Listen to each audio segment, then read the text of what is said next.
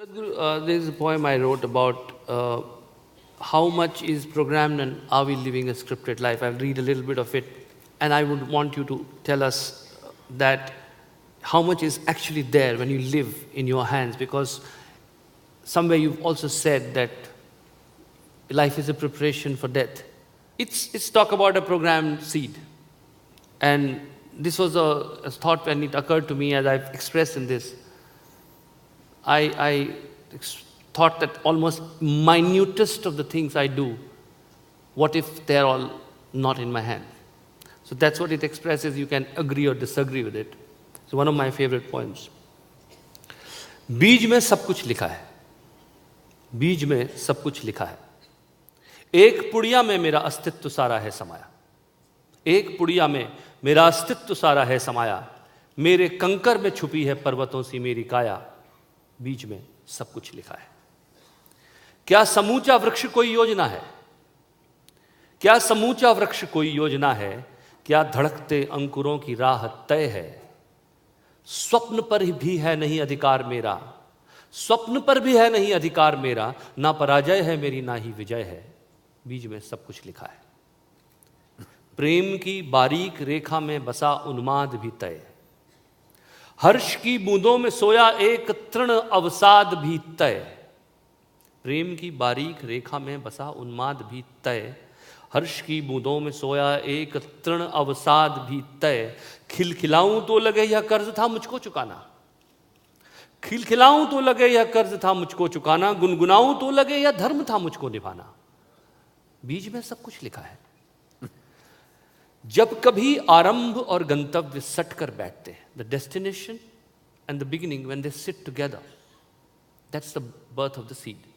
जब कभी आरंभ और गंतव्य सट कर बैठते हैं, बीज कोई जन्म लेता है नयनमल, और वहां से छूटकर जब प्राण अंकुर फूटते हैं, चेतना विस्तार लेती है उसी पल, बीज में सब कुछ लिखा है।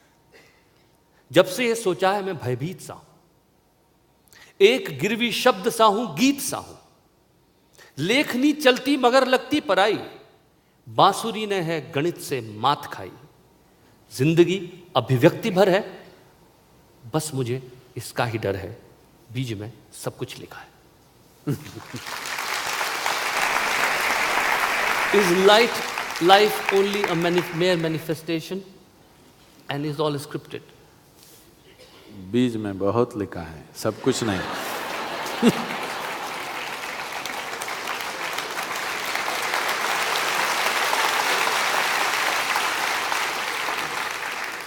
बीज में बहुत बहुत लिखा है, सब कुछ नहीं। A whole lot of stuff is written into the seed, a lot more than anybody can ever imagine. So much is written into the seed, but not everything.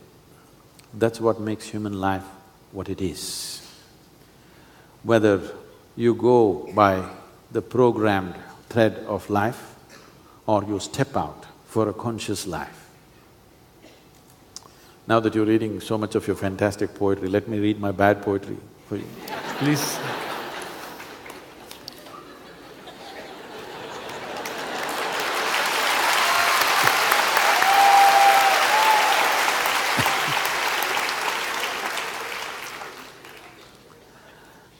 It's titled as Devdasi. Mortal nature of this coil is earth's gift, but only soil. Hosts and breeds like an anthill, prances and dances as if of its own will. If life's mill has kneaded you well, will know a destiny beyond death's will. One who escapes death's cold chill will succumb to the ultimate thrill, to be enclosed in a timeless still. This, the spiritual whore calls the divine will.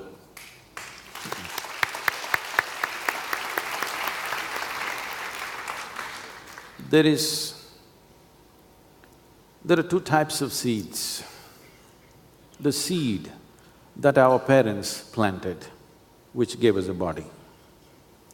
The seed that is planted by the Creator, which gave us the life within us. These are two different types of seeds. or these are two different dimensions of nature. One is programmed for certainty, another is programmed for a possibility. A possibility means an uncertainty. All those who try to avoid uncertainty only end up avoiding possibilities.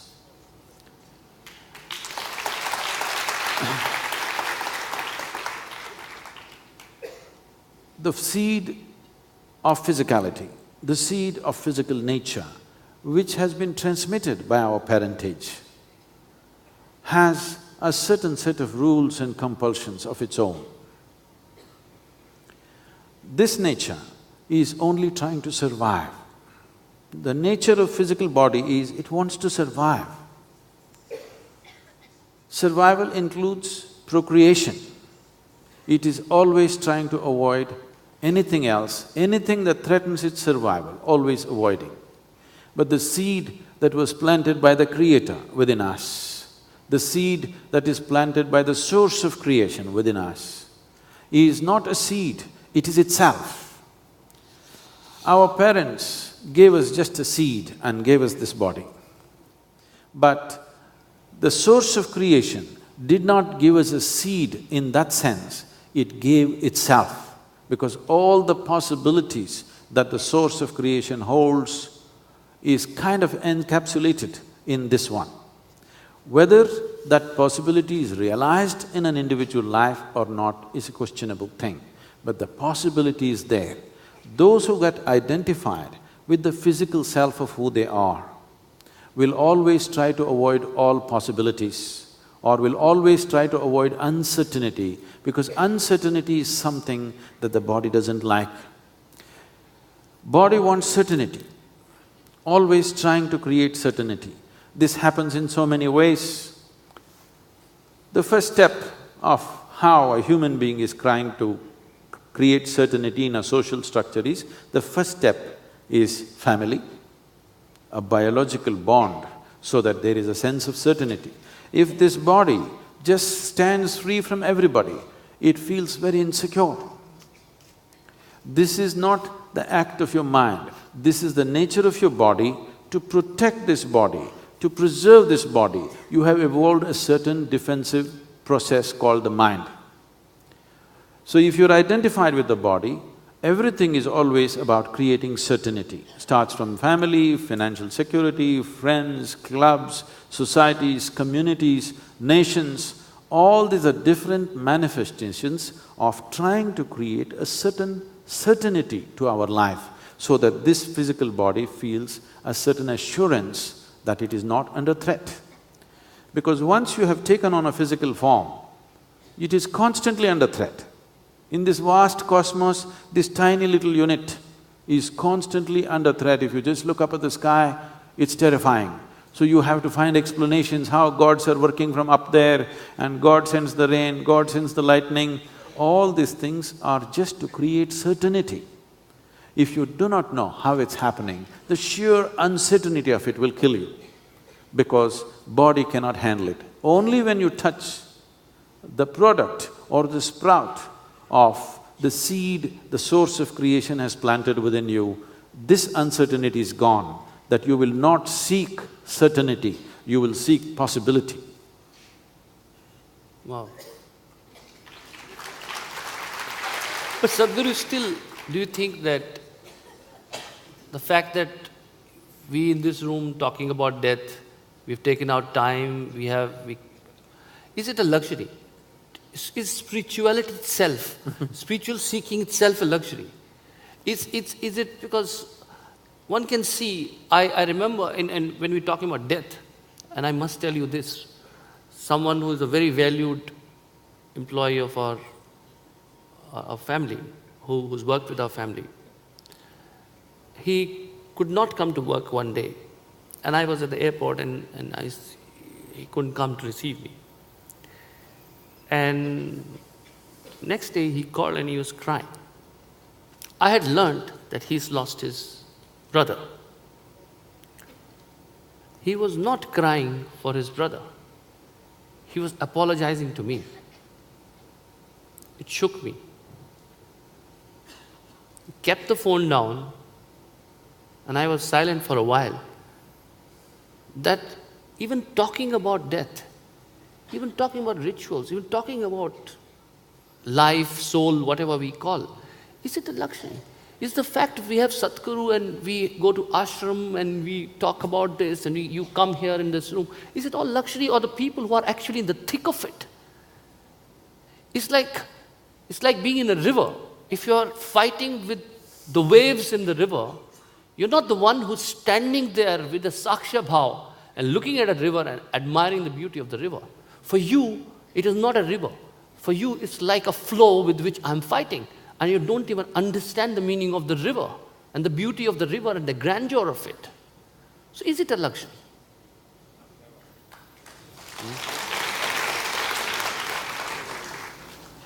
See,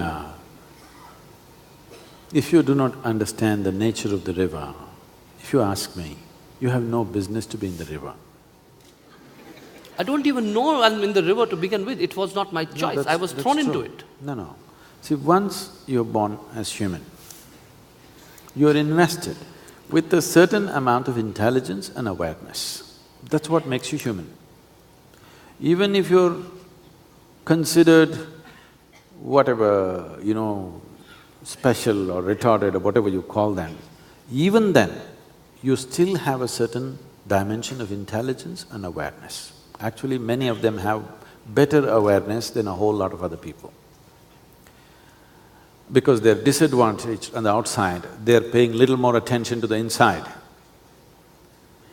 So this has come with you. It is not that you have to be reminded. The only reason why a whole lot of humanity does not look at this, either life has to hit them strong, or as you said, maybe it's a luxury, people have nothing to do, so they've come here to know what about death? Death cafe. No. If you're little conscious, if you're just even minutely conscious, it's very apparent that you're mortal. So the nature of human intelligence is such, it naturally asks a question, what about this? How did all this happen? What is the nature of this life? Why am I here? These questions are not philosophical, this is the nature of human intelligence. Why a whole mass of people are not asking these questions today is because of organized religion. Because for everything, they have a fanciful, ridiculous answer. There is no room for quest, there is no room for seeking. This has been the bedrock and the essence of Eastern cultures, particularly India, that you are not a believer, you're a seeker. You're a seeker of truth, you're a seeker of freedom or liberation. You're not aspiring to believe something. This is a godless culture, this must be understood. When I say godless culture, we understood that if a human being functions beyond the normal limitations that you see in a whole lot of people around you, then we called him, oh, he's godlike. The word God has a different connotation, there is one sitting up there. That never was the case in this part of the world. We call them devas, and there were hundreds and thousands of devas.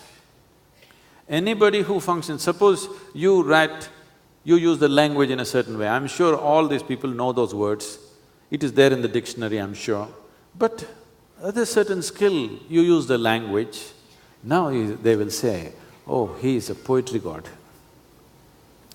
We are not thinking you're sitting up there and writing poetry. We're just saying you have risen beyond the normal limitations that exist in the society.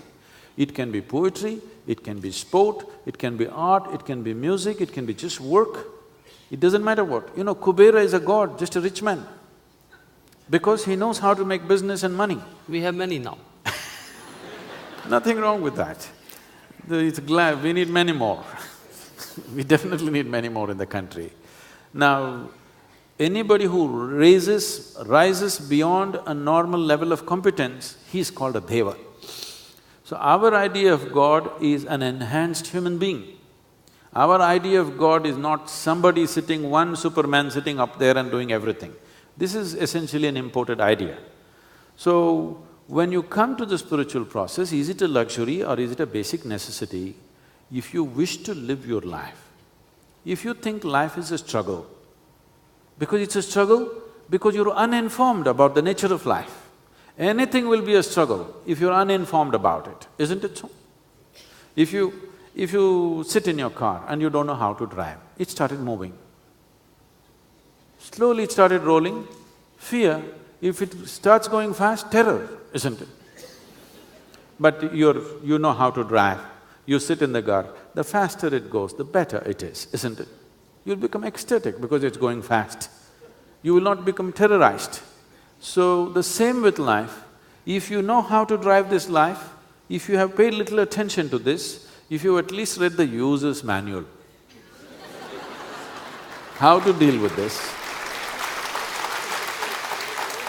then spiritual process is a fundamental necessity, more essential than learning skills to survive, because survival, even an earthworm is doing it, a grasshopper is doing it, bird is doing it, all with 1/1,000,000th of your brain, with such a big brain. What is the problem about survival? Only because you want to survive like somebody else. You have a serious issue about survival. If you just want to survive, what's the problem in this world? But Sadhguru, when you realize the truth, you start seeing meaning of life, whichever way, and not putting a hierarchy to it. There's certain… and a lot of people have actually talked to me about this, and some people actually wrote emails to me that, what does one do when one encounters or feels that what he's doing every day is meaningless. And he's seen the truth, so-called truth, or at least has a glimpse of it or a sense of it. And after that, you are supposed to perform the mundane, which you're not interested in. You've been disinterested in that.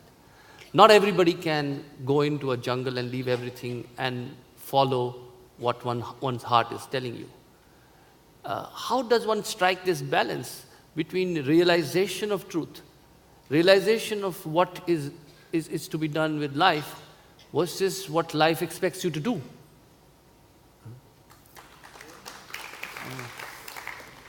Let me correct that question a bit.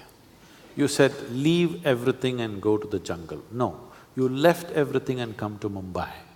Everything is in the jungle, not in Mumbai. Existentially, in terms of life, jungle is full of life. Mumbai is a very dumbed-down life, because you're so strongly identified. See, people have come together. How many… what's the population? Mumbai? 20 million. 20 million people. 20 million people in such a concentration in one place. They didn't come together because they've fallen in love with each other, they can't live without each other, no. They've come together only for survival. After survival, a few other things may be happening, but essentially in search of survival. This is exactly what I'm saying. Survival has been raised to heaven simply because you are so strongly identified with the physicality. Now once again, all this looks philosophical. No, it is… all of us have grown up from being a small infant to who we are right now, isn't it? Did anybody drop like this?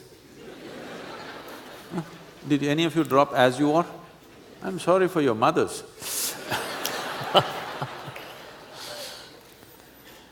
So, you clearly know this is something you're gathering. Whether you gather a decent amount or an indecent amount is left to you, but it is gathering for sure. Is it not simple, fundamental for human intelligence to know what I gather, whether it's my clothes or things or body, cannot be me? Is it something that you need some kind of a genius to know this, I'm asking? just basic intelligence is able to know this. But you deny yourself that and try to live, well, if you live so foolishly, how can you avoid suffering? Suffering is not a consequence of the situations of life. Suffering is a consequence of ignorance. People have gone about philosophizing how ignorance is bliss. Ignorance is bliss is like… don't do… whatever I say right now, nobody need to do this, okay? If somebody falls off the balcony or jumps off the balcony, it will feel wonderful till you hit the ground. Have you ever done skydiving? It feels fantastic. No, but this again, actually, it's an interesting thing you touched upon. A lot of people, and this is not near-death experience, but flirting with death.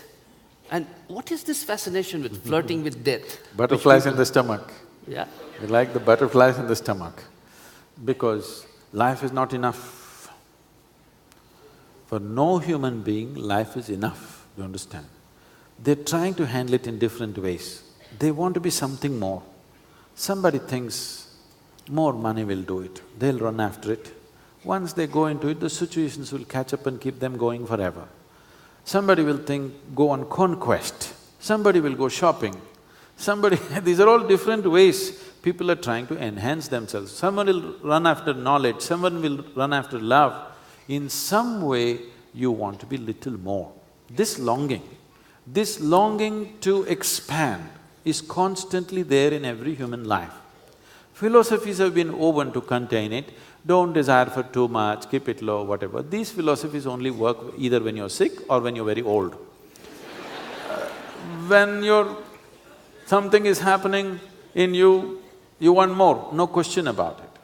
Now, this longing to expand is a limitless longing. However much you have grown, still there is a longing.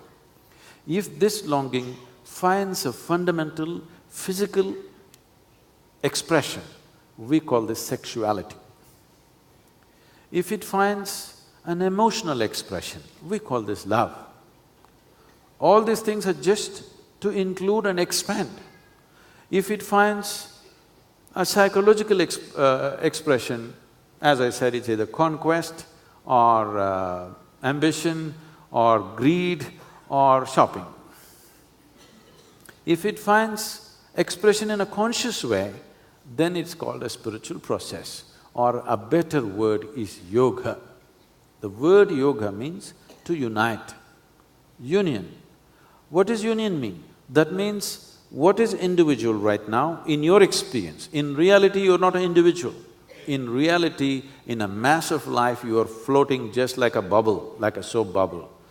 But in your experience, because of the psychological construct within you, you are experiencing yourself as an individual. If this individual has to find fulfillment, he has to become universal.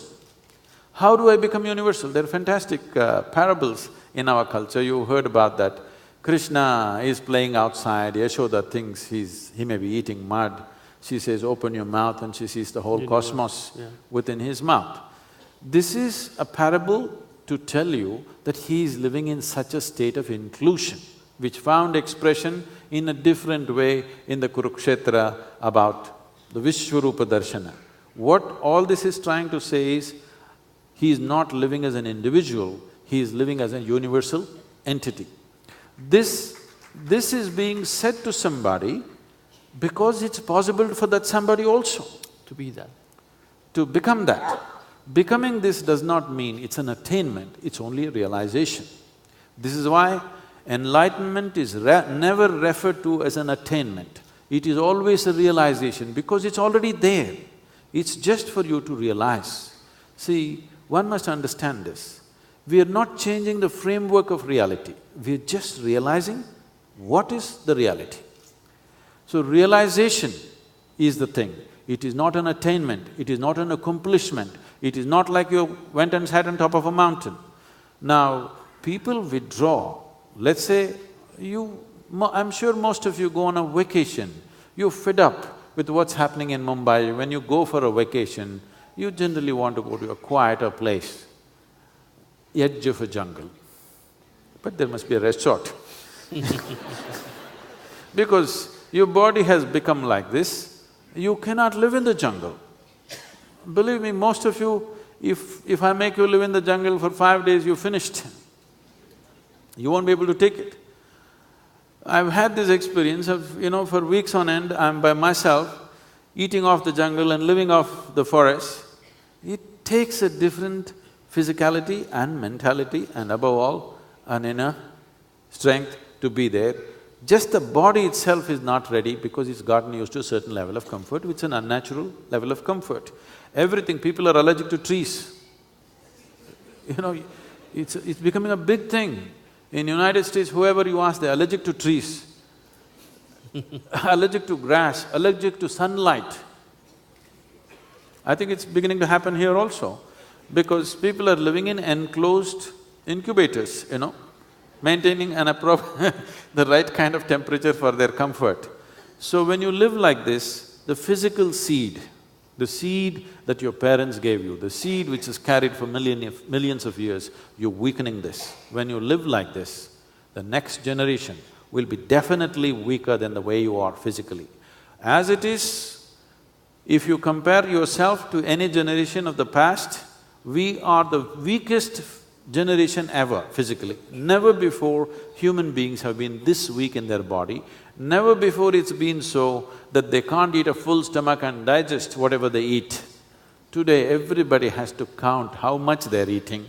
If they eat little more, there are problems. So we are the weakest generation ever. We have done this to ourselves. And this is the seed, we're going to pass it on to the next generation and the next generation. Because the nature of physicality is the 5 elements. The more you're in contact with the 5 elements, the stronger and more robust this body will be. Creating a robust body is an important part of spiritual process, because if your body has become an issue, right now your back is aching. I am talking about enlightenment. Are you interested?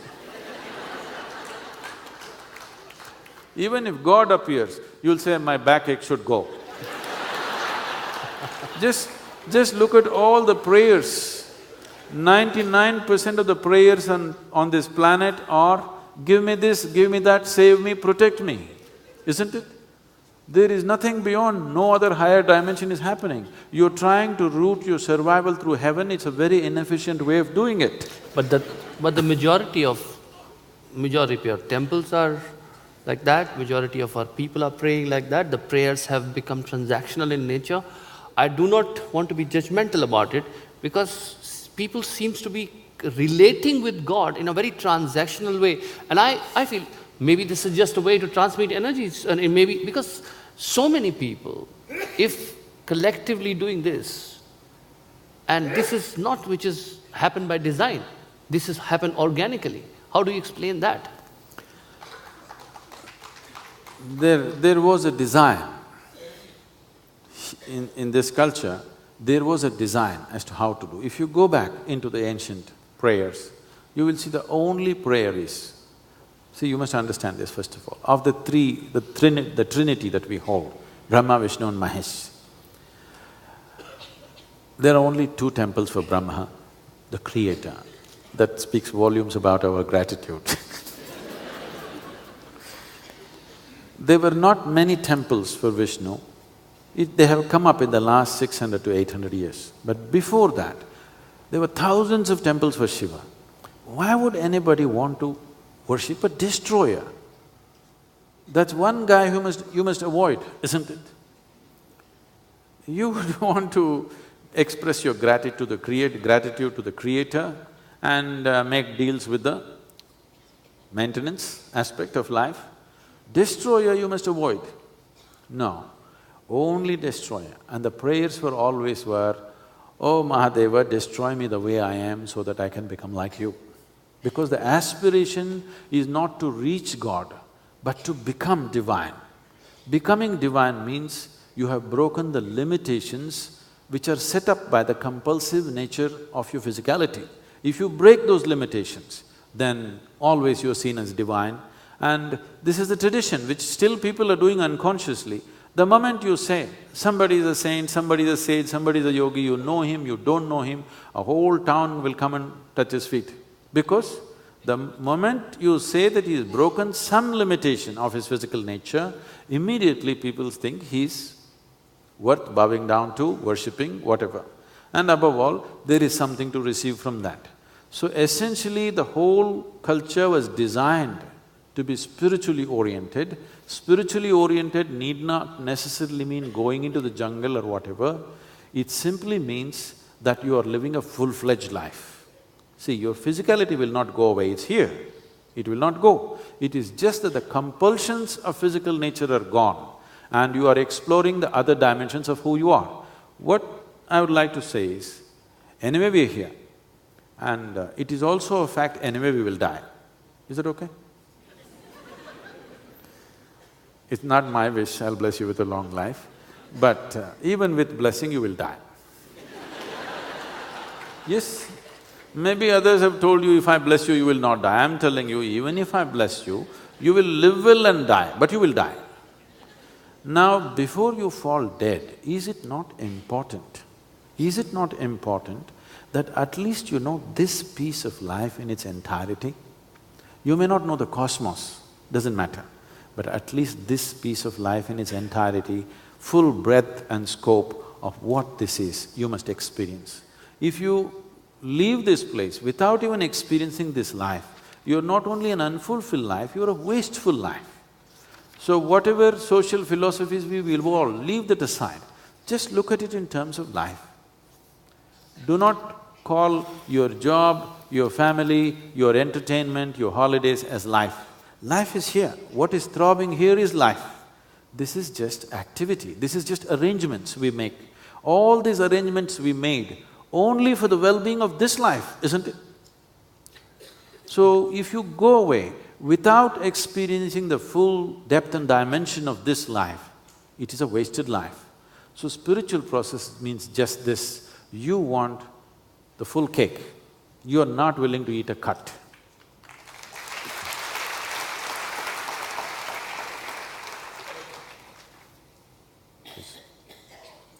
I want to know is everybody longing to expand, or can I be content with just living well? If you say that unconsciously anyway I'm trying, then maybe I'm willing to try and fire up consciously.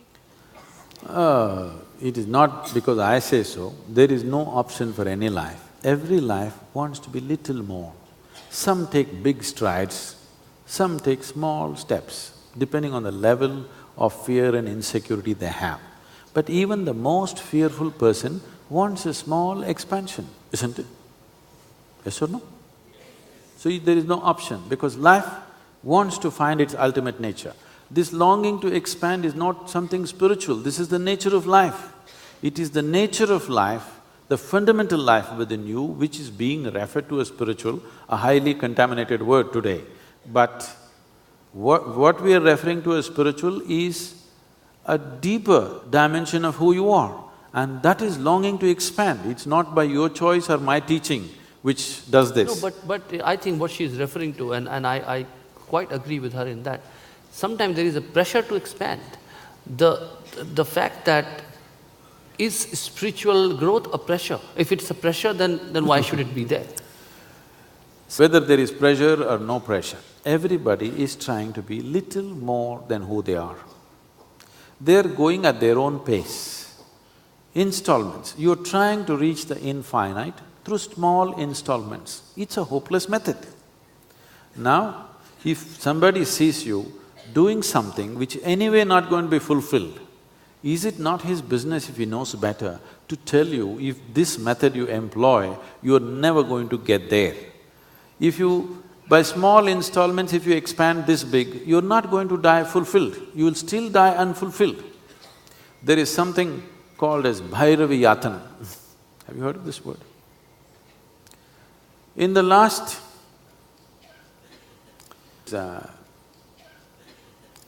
this is called a ghati, this is an Indian time unit. There is a nimisha, a kshana and a ghati. A ghati approximately compares to 2 days, 24 minutes, the way we are using today's unit. In the last gati of your life, all the undissolved process within you, the whole process of life, everything runs fast forward in everybody's experience. When this begins to happen, one who is conscious will enjoy this phenomenally, and you will see when people are dying, suddenly they become peaceful and quiet because now they realize the whole thing is like a cinema. You were seeing it in proper motion, so you thought it's real. Now they're running the reel fast, and you know this whole thing is rubbish that you got deceived by. But some will get terrified because they have not done even the basic preparation about this. They've been taking minute steps, never even taking a little bigger step, 2 small steps. Such people will go through a terrifying process because life is whizzing past them. So this is called as Bhairavi Yatana. How you do this last ghati in your life determines many things. There is really no choice about this. This is not a psychological thing, this is the nature of life. When I say nature of life, the air in the bubble is held with a certain tension of the bubble surface. It is always trying to break free. If you blow a bubble, you don't have to go and prick it. It holds for some time and then bursts by itself because the inside tension is such that it cannot remain there. So this is the same with this. The life within you is a limitless process. The physicality is always a limited boundary, so it slowly builds up tension. See, if nothing happens in your life, you must be happy, isn't it? But that's not the case. Nothing happens is the greatest torture, isn't it? You want something to happen, at least trouble, at least marriage. Something must happen. It doesn't matter what, something must happen. Nothing happening, unbearable, isn't it? Because the longing is to expand. Now the expansion, if you look at it, it doesn't matter how much expansion you find, it's not going to come to a conclusion. It is looking for infinite expansion. You're seeking infinite expansion through physical means. Physical cannot expand infinitely because physical is always limited. You are trying to drive your car to the moon and you will come back either frustrated or with wrong conclusions or dead.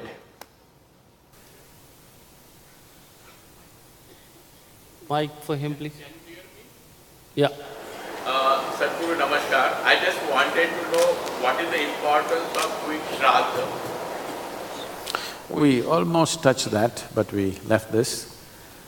When a person dies, whichever way he dies, any of you…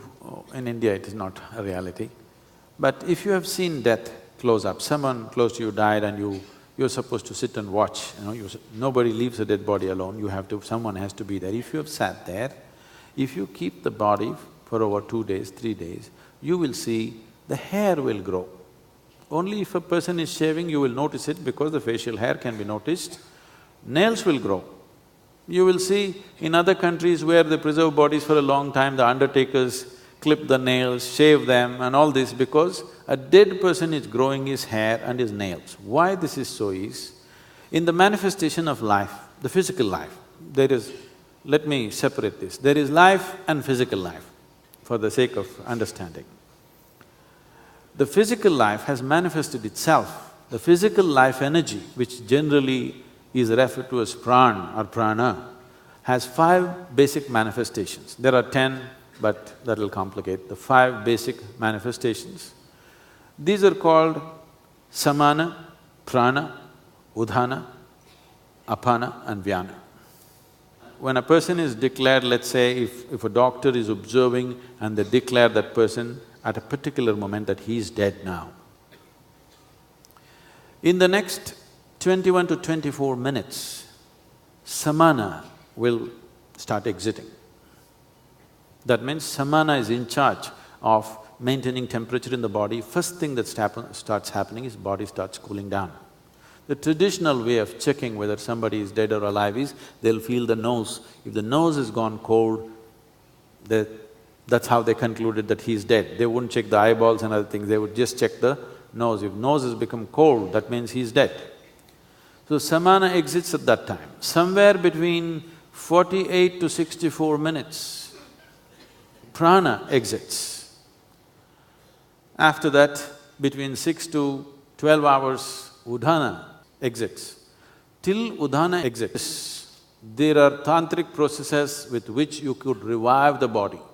But once udana exits, there is a micro chance, but that is an impractical chance, except that it is impossible to revive the body once udana has exited. The next thing is apana, somewhere between 8 to 18 hours, this exits. The vyana, which is the preservative nature of prana, will start exiting from beyond that. It can continue to exit up to 11 to 14 days if it's a normal death. That is, somebody died of old age, with the feebleness of life they exited.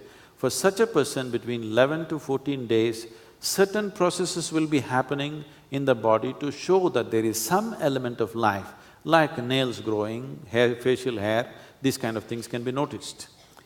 If someone has died accidentally, or in other words, the life was vibrant and he died, not necessarily totally crushed kind of body, still the body is intact, that body, the reverberations of this life will continue somewhere between 48 to 90 days. So, till that time, there are things you can do for that life. What is the thing that you can do for that life? See, what has happened with death is, your experience of death is that somebody is gone. But the experience of that person is, he's exited the body. And simply because he's exited the body, you have no business with him, you cannot recognize him, and if he comes back, you will be terrified. The people that you love, if they pop up, there'll be terror, not love. Because your relationship is either with their body or with their conscious mind and emotion. These things have been left behind. The body has been left behind, and the conscious intellect and the discerning mind has been left behind. Now, in terms of mind, it is just a bunch of information which has certain tendencies of its own. Natural tendencies which are finding expression in a certain way, there is no discerning mind. Once there is no discerning mind, if you put one drop of pleasantness into this mind which has no discerning capability, no intellect, now this pleasantness will multiply 1,000,000-fold. If you put a drop of unpleasantness, that unpleasantness will multiply 1,000,000-fold. It's like your child who doesn't have the necessary discernment, he goes out to play, he doesn't know when to come back. Till he's exhausted and he can't do any more, till then he wants to play because he doesn't have the necessary discernment, okay, it's time to go. Similarly, this is an extreme state where it is much more than a child, where completely the discerning mind is absent. So now whatever quality you put into it, it will multiply 1,000,000-fold. This is what is being referred to as hell and heaven. If you go into a pleasant state of existence, this is called as heaven. If you go to an unpleasant state of existence, this is called as hell. These are not geographical locations. These are experiential realities that a life which has become disembodied is going through. So what people are trying to do, how well it is done or how ridiculously it is done today is a different matter, but there is a whole science what to do at different steps. One of the first things you must notice is, traditionally, I don't know if you're still keeping it in Mumbai, maybe it's all gone, but if somebody dies, there will be people, the first thing they will do is they'll tie the big toes of the dead body together.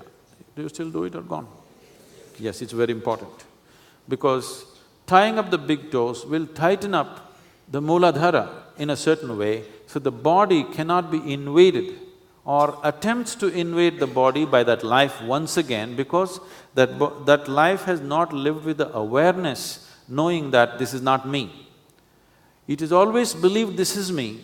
Though it has come out, it tries to enter through any orifice that is there in the body, particularly through the Mooladhara, because that's where life generates. And as body starts cooling down, the only region where warmth will remain till the last point of warmth is always the Mooladhara. So it tries to get back. To avoid this, the first thing is tie the toes, so that that attempt will not happen, because this exiting is happening stage by stage. The reason why traditionally always we said, if someone dies within an hour and a half or maximum of 4 hours, you must burn the body because this act is going on. Now this is also true for the living. If someone very dear to you is dead, you know he's dead, but your mind starts playing tricks. Maybe he's going to sit up just now, maybe a miracle will happen, maybe God will come and do something fantastic right now. It has never happened to anybody, but still mind plays this because of the emotions that we have for that particular person. And that is the same thing is true with the life that is exited from the body. This also believes that still it can get back into the body. If you want to stop the drama, first thing is set fire to the body. 1.5 hours. But those days, because, villages and no doctors to tell you for sure he is dead, somebody put on the funeral pyre and set fire, the guy sits up because he's not yet. These things have happened in the past. So they stretched it to 4 hours so that these mistakes don't happen. But as quickly as possible, body should be taken away. If there are agriculture communities, they decided to bury because they want the forefathers and their body to go back to the soil from which they ate. You must understand, we were in a subsistence farming. We ate from that land. That land, a piece of that land is what we are holding as this body. So they wanted to put this soil back into the same soil, not somewhere else. Always you bury him in your land, never in somebody else's land because you ate from this land. Today you're buying everything from the store and eating, you don't know where it's coming from. So, burial is not a good thing to do now. At that time there's a certain process, and to see that it happens as quickly as possible, always salt and turmeric was put so that quickly it dissipates into the soil. But cremation is a good thing to do because it closes the chapter. You will see this when there's death in the family, people are crying and hollering and doing all kinds of things. The moment cremation happens, people will come back home, everything is quiet. Nobody is crying for some time because suddenly the truth has sank in, it's over, the game is up. This is not only for you, this is also for the disembodied being who's just exited, because he is also in that illusion that he can get back, and that stops, and that's a good thing. And there are many rituals to see that you influence, that you can somehow put a drop of sweetness into that non-discerning mind so that the sweetness will multiply manyfold and they will live comfortably, or they will live in a certain self-induced heaven. That's the idea behind the rituals, if it is done properly. Today it's become a…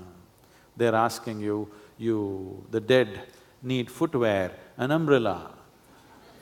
Someone who's left the body here does not need footwear for sure, isn't it? The man who's doing the ritual needs the footwear. I don't know why they cannot say, I need the footwear. At least you would buy them the right size. There is a… I'm sure all of you heard of this word called runanubandha. Have you heard this? Runanubandha means physical relationship. Wherever you touched anything, it can be because of parentage, it can be because of sexual relationships, it can be just because you held somebody's hand, or it is because you changed each other's clothes. In many ways, two bodies will generate what is called as runanubandha. That means there is a certain commonality which begins to happen. So when somebody dies, traditionally you're looking at in how many ways you can completely obliterate this and spread it around. The idea of putting the ashes in Ganga or in the ocean is simply so that it doesn't stay in one place and create runanubandha for you, it must be dispersed as widely as possible so that you don't develop runanubandha with one who is departed. You must break the relationship for you to continue your life. If this runanubandha is not properly broken, as it is happening in modern societies, it will definitely affect your physiological structure, your psychological structure. Particularly, children up to 8 years of age are immune to these things. They will not be affected by this, nature has given them that protection. Adolescents will be most affected by these things. When we do not take care of the dead properly, adolescent children in that society will suffer immensely because these energies are always there, and the first that they go towards. The easiest and the most vulnerable life is the adolescent life. And today the world is showing you this, how much upheaval people are going through just to face adolescence. I'm sure many of you who are of our generation, your adolescence was never a struggle. Today, it's such a big struggle. One reason, it's not the entire reason, one reason is we are not taking care of those who are departed properly. And these runanubandhas are loose all over the place. It is just like loose software everywhere, and it affects. And the one life that gets affected most is always the adolescent life. But what do you do? How do you make the powder of your emotions and sprinkle it? Those emotions are going to be with you. You can't cut those ties.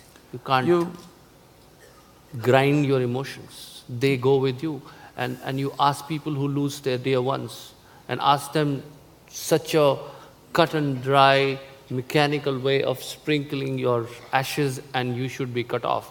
I don't think it's possible. See, emotion is another aspect.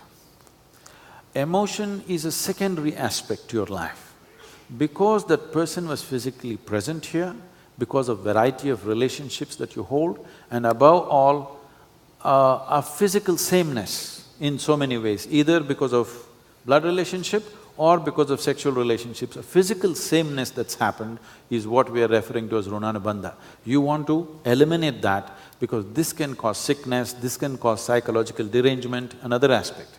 Emotion by itself is not damaging. You had a beautiful relationship with somebody, and today if that person is no more, the healthy way, if these things are eliminated, what will happen is, you will cherish the beauty of that relationship rather than suffering it. But if the runanubandha is there, it weakens your body and your psychological structure in such a way, instead of cherishing all the beautiful things that happen between two people, you are suffering, not only suffering, it will lead to certain derangement of life. To avoid that, we are only trying to destroy the physical memory. The emotional and psychological memory, you should not forget. Not only that you cannot forget, why should you forget? Someone who meant so much to you, why should you forget them? You must cherish that relationship forever, isn't it? Yeah. Pranam Guruji. I have a question about something that you've written in one of your books about the Kurma Nadi. It says that if you trace your breath, you could come to the point at which you are tied to your body. And after thinking about it, I was wondering that the breath is going into the lungs. So, can you just elaborate a bit on this? The air is going into the lung. What we are calling is breath. There's no appropriate word in English, so we're calling it breath. In Sanskrit, you would call it pran. Pran is not going into the lungs. Prana is not going into the lungs. Only the air is going into the lungs. Air is a certain physical quantity that you're taking in for the physical survival of your physical self. But the pran is what we were talking in terms of life. The whole cosmos is life. Now this bubble, which is formed in the form of a body, this has to communicate with the larger life that it is. Because life is not just happening here, it's happening all over. It is just that right now we are able to experience it within the limitations of this little physicality that we have created. This is in transaction. If you observe that transaction, then that is observing the breath. For lack of English vocabulary, we're calling it breath. I know in English it means intake of oxygen and throwing out carbon dioxide. It's not being said in that context. I definitely feel, I think it's what I've captured in few words. I think life is definitely, it's great to be born. The fact that if you look at scientifically, there are so many DNA permutation combinations which have not taken birth, which has not found life. So I feel life is to be celebrated and life is special. कितने विचार थे तो जन्मे नहीं, कितने स्वप्न थे जिन्हें नींद नहीं मिली, कितने पैर थे जिन्हें गति नहीं मिली, कितने आश्चर्य थे जिन्हें नजरें नहीं मिली, कितनी उंगलियां थीं जो थरथराहट को तरसती रहीं, कितने उत्तर थे जो सवालों का इंतजार करते रहे, कितनी खिड़कियां थीं जिन्हें नहीं मिली झांक, कितने आंसू थे जो गालों पर लुढ़के नहीं, कितनी सांसें, कितनी धड़कनें चुपचाप बैठी रहीं। तुम्हें एहसास भी है कि तुम्हारा जिंदा होना एक महाचमत्कार है, साबुत करिश्मा। कभी निहाल होते हो यह सोचकर कि तुम बैठे हो संस्कृति के इस विशाल स्टेडियम में, जहां नृत्य कर रही हैं हवाएं, जहां बरस रहा है सृजन, जहां गूंज रहा है सृष्टि का उत्सव। धन्यवाद की ऋतु है ये, अनुग्रह का मौसम। बढ़ो और गले लगाओ कस के।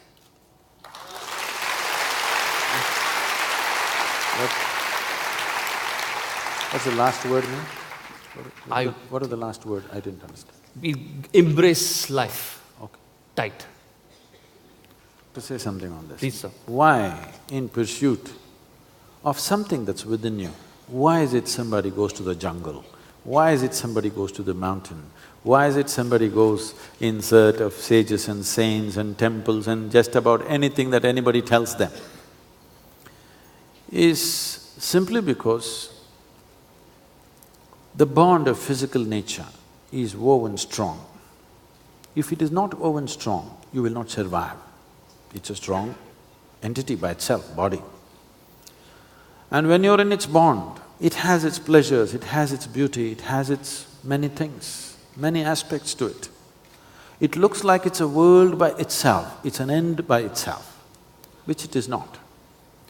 So when you want to transcend this, every little support you want to receive from everywhere becomes necessary. I should tell you a little joke about this. Once it happened, Shankaran Pillai had a gala fight with his wife. When you get into a fight that you cannot win, you only quit. And you can't quit and stay in front of that person. It's too humiliating. So he just walked out of his house as if it's the end of everything. Then not knowing where to go, he just wandered around just outside the town. Then he saw, it was evening, sun was about to set, a sadhu was settling down under the tree for the night. He thought, okay. And he went to him, fell at his feet and said, Sadhu Maharaj, बीवी बहुत परेशान दे रहा है, कुछ सुलभ उपाय है तो बोलो ना। The sadhu glared at him, बेवकूफ, सुलभ उपाय है तो मैं क्यों साधु बन के यहाँ बैठ रहा हूँ?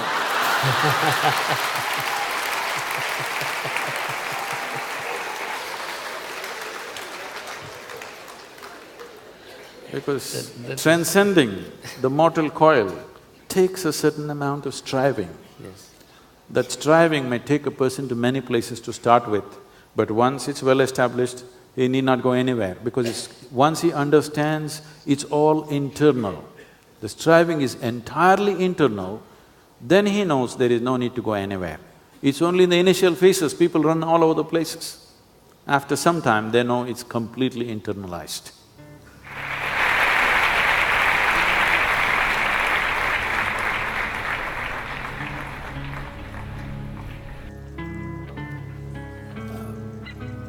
It's wonderful all of you being here.